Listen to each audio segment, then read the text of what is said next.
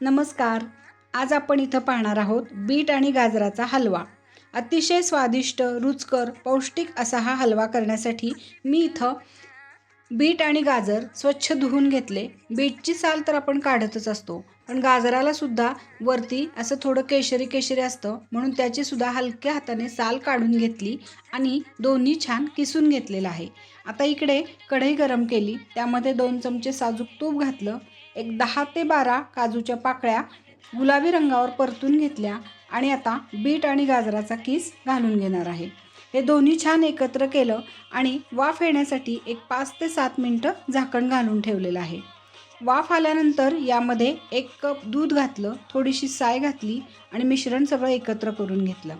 आता यामध्ये मी 1 वाटीभर खवा घालणार आहे. खवा घातल्यामुळं हलव्याला चव तर अगदी अप्रतिम येते आणि हलवा मऊसूत छान असा रवाळ रवाळ होतो.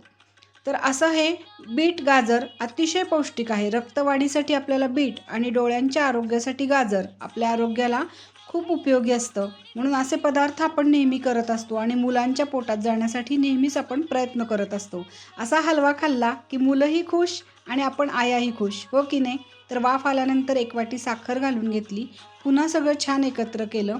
आता वेलदोड्याची पूड घालून घेते आणि तुम्ही इथं बघू शकता दूध, खवा घातल्यामुळं मिश्रण एकदम छान मऊसूत छान हलवा शिजलेला आहे.